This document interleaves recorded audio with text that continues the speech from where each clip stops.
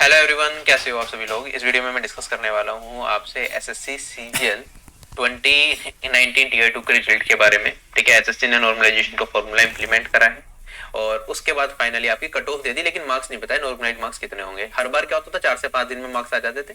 इस बार एसएससी ने बात टाल दी कि टीयर 3 के रिजल्ट के बाद ही मार्क्स देंगे। क्या ये जानबूझ के करा है या कुछ वैसे ही ऐसा कर दिया?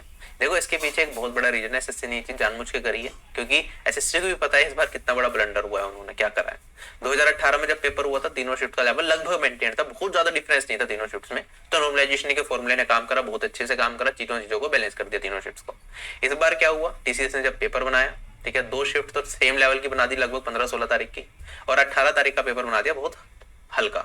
ठीक है, जिसमें काफी सारे लोग हैं 200 में से 200 नंबर लेके आए। 300-400 लोग तो हमने अपनी लिस्ट में दिखा दिए थे जो कह रहे थे उनके 200 में से 200 नंबर है। राइट, अब हुआ क्या कि अब ब्लंडर कर दिया टीसीएस ने, क्योंकि पेपर बनाता है टीसीएस, तो पेपर बनाने जाएगा नहीं। तो ये गलती मैं मानता हूँ कि वेंडर जो पेपर बना रहा है उसकी सबसे बड़ी गलती है कि 3 सेम लेवल के पेपर नहीं बनाए गए, वरना एक दिन में एग्जाम होना चाहिए था। टीयर 2 में यार, टीयर 1 में जब एक दिन में 1 लाख से ज्यादा लोगों का पेपर होता है एक सिंगल डे के अंदर, सीएचएसएल में 1 लाख से ज्यादा लोगों का एक दिन के अंदर पेपर होता है, तो यहाँ पे भी तो 1 लाख बच्चे ही थे, एक दिन में करा देते टीयर 2 का, लेकिन नहीं, 3 दिन तक खींचा। जबकि टीयर 3 सबका एक दिन में हो गया, लेकिन टीयर 2 नहीं, 3 दिन तक खींचेंगे, पैसे बचाएंगे अपने, ज्यादा कम सेंटर ही अलॉट करेंगे। ठीक है, एक ही सेंटर पे 3 दिन तक एग्जाम चलेगा, अपने थोड़े पैसे बचा लिए, लेकिन बच्चों का भविष्य यहाँ पे डूब चुका है पूरी तरीके से। क्यों? क्योंकि 2 दिन का लेवल अलग था, तीसरे दिन का लेवल अलग था। नॉर्मलाइजेशन का जब फॉर्मूला इंप्लीमेंट किया गया, डेटा में हो गया सारा उल्टा सीधा। ठीक है, अभी मैं बताऊंगा क्या गड़बड़ हुई है। देखो, यहाँ पे आप देखोगे कट ऑफ देख रहे हो ना आप, अलग अलग कैटेगरी की अलग अलग कट ऑफ आ रही है, बहुत ज्यादा वेरिएशन आ रहा है कट ऑफ में। इतना वेरिएशन भी नहीं आता था कभी कि यहाँ पे अनरिजर्व कैटेगरी की आपकी कट ऑफ 528 आ रही है, और वहीं आपकी यहाँ पे ओबीसी कैटेगरी की कट ऑफ 478, मतलब यहाँ पे 50 नंबर का कट ऑफ में डिफरेंस यूआर और ओबीसी कैटेगरी में। इतना डिफरेंस पहले नहीं देखा गया। अगर मैं बात करता हूँ ओवरऑल भी आप सारी कट ऑफ देखोगे, बहुत ही हटके कट ऑफ है as compare to last year. But क्या आपको एक्चुअल में इतने मार्क्स लाने थे सिलेक्शन तक पहुंचने के लिए? नहीं, बहुत अच्छे अच्छे नंबर भी लोगों के इंक्रीज हुए हैं। ठीक है, 15-16 तारीख में 70 नंबर, 80 नंबर, मैं आपको भी डेटा दिखाऊंगा जो लोगों ने दिया है। ठीक है, इसके हिसाब से आपको थोड़ा आइडिया लगेगा। बहुत सारे लोग होंगे, देखो अभी नॉर्मलाइजेशन का डेटा नहीं है कि नॉर्मलाइज मार्क्स कितने हुए हैं, तो रोज स्कोर भेजा है, तो मैंने ये देखा है मिनिमम कितने मार्क्स पे लोग सिलेक्शन ले पा रहे हैं। अब ये भी कोई ऑफिशियल डेटा नहीं हो सकता, थोड़ी बहुत जो लोगों ने मुझे डेटा दिया उसमें गलती कर दी हो देने में, लेकिन 1-2 लोग गलती करेंगे, सारे तो नहीं करेंगे लोग। और कुछ लोग कह रहे हैं हम बिल्कुल उन्होंने सेम डेटा दिया है, तो मेरे हिसाब से वो डेटा भी ठीक है। और एसएससी जानबूझ के जो ये गलती हुई है इतनी बड़ी नॉर्मलाइजेशन में, इस बार जानबूझ के पेपर डालने के लिए 3-4 महीने के लिए बात खिसका दी कि टीयर 3 की कॉपी चेक हो जाएंगे, उसके बाद रिजल्ट दे देंगे। ठीक है, तो बच्चे कुछ बोलेंगे भी नहीं क्योंकि फाइनल प्रोसेस निपट गया, उसके टाइम पे बच्चे बोलेंगे तो कुछ हम करेंगे नहीं, लंबा खींच देंगे एग्जाम को, फाइनल ज्वाइनिंग किसी की आएगी नहीं। ठीक है, लंबा चौड़ा प्लान चल रहा है यहाँ पे। और उस टाइम पे आपका 2020 का टीयर 1 एग्जामिनेशन चल रहा होगा या टीयर 2 की आप तैयारी कर रहे होगे, तो आप सोचोगे चलो 2019 में तो नहीं हुआ, छोड़ो उसे, अपना 2020 में लग जाओगे। ठीक है, तो पूरा माइंड गेम चल रहा है यहाँ पे, जानबूझ के आपके मार्क्स नहीं दे जा रहे नॉर्मलाइज मार्क्स। तो सबसे पहले हमारी डिमांड होगी नॉर्मलाइज मार्क्स लेने की। ठीक है, अभी मैं आपको एक एक करके सारी चीजें बता देता हूँ। होगा क्या, देखो, जो सर्वे था इसमें 4524 लोगों ने पार्ट लिया, जिसमें टोटल काउंट था 15 तारीख को इतने लोगों ने पार्ट लिया था, 16 तारीख को इतने, और 18 तारीख से इतने लोगों ने। अब ये अटेंडेंस में अलग अलग वेरिएशन क्यों है? क्योंकि एग्जाम भी 16 तारीख पे मैक्सिमम लोगों ने पेपर दिया था। ठीक है, लगभग 85,000 लोग कुछ अपीयर हुए थे एग्जाम में, जिसमें 16 तारीख के ही 40,000 के आसपास लोग थे। ठीक है, तो मैक्सिमम लोग थे हमारे 16 तारीख के जिन्होंने एग्जाम दिया था, तो ये लगभग उसी रेशियो में अटेंडेंस है जिस रेशियो में आपके एग्जाम में अटेंडेंस थी। ठीक है, तो इसे देख के नहीं करना कि 16 तारीख वालों ने ज्यादा फॉर्म भर दिया, ऐसा नहीं है, एक्चुअली में उन्होंने पेपर भी ज्यादा लोगों ने दिया था। ठीक, अब देखोगे इसमें जैसे 15 तारीख में है ना, 70 लोग फेल हुए हैं बस, जिन्होंने सर्वे में पार्ट लिया है। ठीक है, अगर मैं 16 तारीख की बात करूं सिर्फ 187 लोग फेल हुए हैं और 1933 में से, और अगर मैं 18 तारीख को देखूं तो यहाँ पे 576 लोग फेल हुए हैं, कितने में से? 1581 में से।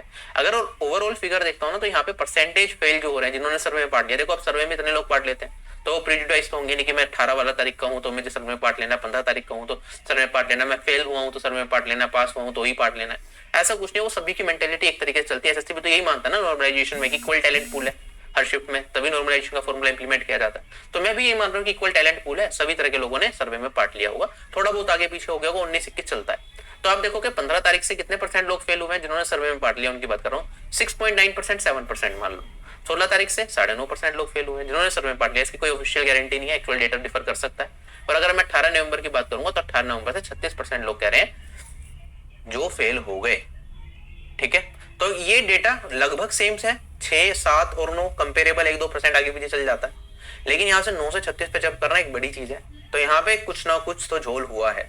अब ये झोल क्या, मैं आपको समझाने की कोशिश करूंगा। आप एक बार डेटा देखोगे यहाँ पे, यहाँ पे मैंने मिनिमम मार्क्स देखे हैं अभी, ठीक है। ऐसा भी है कि मिनिमम कितने मार्क्स पे लोग सिलेक्शन ले पा रहे हैं। देखो इंग्लिश में अलग तरीके से नॉर्मलाइजेशन होगा, क्वांट में अलग तरीके से। अभी पता कर पाना कि किस शिफ्ट में कितना नॉर्मलाइजेशन हुआ ये थोड़ा मुश्किल है, लेकिन आप देखोगे यहाँ पे 15 नवंबर का अनरिजर्व कैटेगरी का मेरे पास ये डेटा है। सबसे पहले अनरिजर्व कैटेगरी में आप देखोगे जिस एस्पिरेंट के टीयर 1 प्लस टीयर 2 के मिला के टोटल मार्क्स 439 है, 442, 445, इन सबका लिस्ट में नाम है, ये क्वालिफाई कर पाए हैं एग्जामिनेशन को। और कट ऑफ कितनी थी अनरिजर्व कैटेगरी की? 528 मार्क्स मैंने स्टार्टिंग में दिखाई, एक बार इसका स्क्रीनशॉट लेना तो ले लो, देखते रहना, कैच करते रहना, ठीक है। अनरिजर्व कैटेगरी की कितनी है? 528 है। फिर आपकी ओबीसी कैटेगरी की 478, एससी कैटेगरी कितनी, एसटी कैटेगरी कितनी, ठीक है। ये सारी है हमारी कट ऑफ, ठीक। आप यहाँ पे देखोगे अनरिजर्व कैटेगरी का मैंने दिखाया। इसी तरह मैं ओबीसी कैटेगरी पे जाऊंगा ना, आप यहाँ पे जैसे एक्चुअल कट ऑफ में जो डिफरेंस है वही यहाँ पे आपको इसमें भी देखने को मिलेगा। जो हमारी कट ऑफ में 50 नंबर का डिफरेंस है, वही 50 से 60 नंबर का डिफरेंस आपको यहाँ पे देखने को मिलेगा। 383 नंबर पे जिनके मन रहे टीयर 1 और टीयर 2 के मिला के वो क्लियर कर पा रहे हैं। अब यहाँ पे रोल स्कोर मैटर करेगा, मैथ्स में कितने थे आपके, इंग्लिश में कितने थे, उसमें नॉर्मलाइजेशन कैसा हुआ है, क्योंकि ऐसे भी लोग होंगे जिनके यहाँ पे 400 नंबर होंगे और कट ऑफ को क्लियर नहीं कर पाए होंगे, ठीक है। तो आपको इस चीज का यहाँ पे ध्यान देना पड़ेगा बहुत अच्छे तरीके से, ठीक। तो यहाँ पे इस डेटा को बिल्कुल बेस मान के कुछ नहीं करना, मैं बस आपको चीजें समझा रहा हूँ। कितने लोगों पे इतने मार्क्स पे भी ओबीसी कैटेगरी के एस्पिरेंट ने एग्जाम को क्लियर करा है। कट ऑफ कितनी थी ओबीसी कैटेगरी की? हम दोबारा आते हैं इस पे, 578 थी ना। और यहाँ पे आप देखोगे कितने मार्क्स पे क्लियर हो रही है कट ऑफ? 383, 384, 390। तो कितने मार्क्स बढ़ रहे हैं? 80 नंबर बढ़ रहे हैं या नहीं बढ़ रहे हैं? तो काफी अच्छे नंबर बढ़ रहे हैं यहाँ पे 15 तारीख की शिफ्ट में, और ये मैथ सेक्शन की वजह से। और हमने जब नॉर्मलाइजेशन का किया था मैंने बताया था कि इस बार क्या होगा, जिसके कम मार्क्स होंगे उसके ज्यादा मार्क्स इंक्रीज करेंगे, जिसके ज्यादा मार्क्स होंगे उसके कम मार्क्स इंक्रीज करेंगे। वैसा ही कुछ हुआ होगा जैसा हमारा एनालिसिस था, ठीक।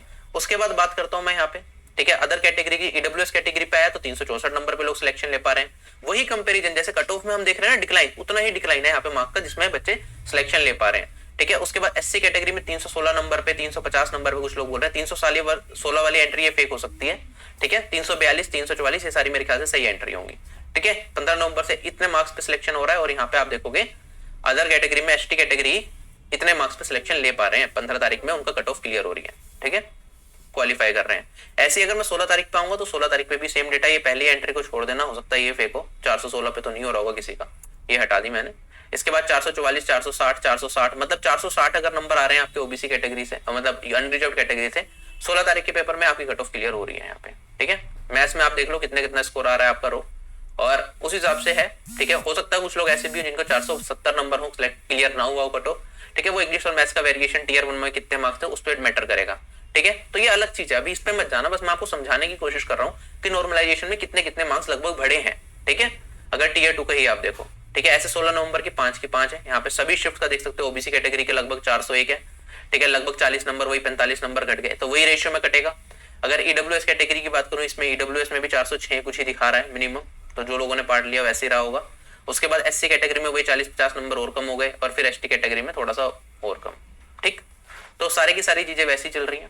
अगर मैं बात करूं अब 18 तारीख की, कैच सारा का सारा यहाँ पे अनरिजर्व कैटेगरी में आप मैथ सेक्शन के स्कोर देखना है। यहाँ पे जितने भी लोगों ने क्लियर करा है ना अनरिजर्व कैटेगरी से, उनके मिनिमम मार्क्स 501, 516, 518, 520 ये सब मार्क्स हैं। और इनमें मैथ्स का स्कोर देखो, इनका 195, 200, 200, 200, 190, 195, 197, सिर्फ वही लोग क्लियर कर पा रहे हैं जिनके मैथ्स में 200 या 190 से ज्यादा नंबर है, या 180 से ज्यादा नंबर है। जिनके 180 से कम है तो शायद ही कोई होगा, क्योंकि जो इन्फ्लेक्शन पॉइंट है, मैंने आपको जिन्होंने पहले नॉर्मलाइजेशन का एनालिसिस देखा उन्होंने समझा होगा कि एक पर्टिकुलर पॉइंट आता है, उससे ज्यादा नंबर लाओगे इजी शिफ्ट के अंदर तो मार्क्स बढ़ते हैं, उससे कम लाओगे तो मार्क्स घटते हैं। तो वो 180 190 के बीच में कहीं रहा होगा पॉइंट, तो जिनके 190 से ज्यादा है, ठीक है, वही एग्जाम को क्लियर कर पा रहे हैं, बाकी लोग नहीं क्लियर कर पा रहे, क्योंकि 100 मान लो आपके 190 पे इन्फ्लेक्शन पॉइंट आ गया और एक नंबर पे 3 नंबर का डिफरेंस आ रहा है, तो अगर आपके 160 नंबर आ गए, 190 से कितने कम, 30 नंबर कम, तो एक्चुअली में कितने कम हो जाएंगे, सॉरी 190 से 30 नंबर कम हुए। अगर 3 गुना नंबर का फर्क पड़ रहा है तो हो सकता है वो एक्चुअली में आपके 160 नंबर के 110 या 120 नंबर बन गए हो,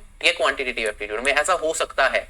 तो इसकी वजह से आप देखोगे सिर्फ जिसके क्वांट में 190 प्लस जो स्कोर कर पा रहा है अनरिजर्व कैटेगरी से, उसके ही कट ऑफ क्लियर है। अगर आप सोच रहे हो ना, जैसे यहाँ पे मैथ्स में मैंने देखा इंग्लिश के इनके नंबर कम है, 148 है, मान लो आप यहाँ पे मैं इनके मार्क्स स्वैप कर दूं, मैथ्स में इसी एस्पिरेंट के यहाँ पे आपके क्या होते हैं, इंग्लिश में 195 नंबर होते और आपके क्या कहते हैं मैथ्स में 148 नंबर होते, तो इनका नाम लिस्ट में नहीं होता। हो सकता है जो कट ऑफ है उससे भी 50-60 नंबर इनके कम होते हैं। क्या ये चीज समझ आ रही है? तो यहाँ पे मैथ्स का मार्क्स बहुत ज्यादा मैटर करेंगे, ठीक है। तो अभी सबसे ज्यादा जरूरी हमारे लिए ये है कि हमें मार्क्स चाहिए एसएससी से किसी भी तरीके से, ठीक है। एसएससी मार्क्स देगा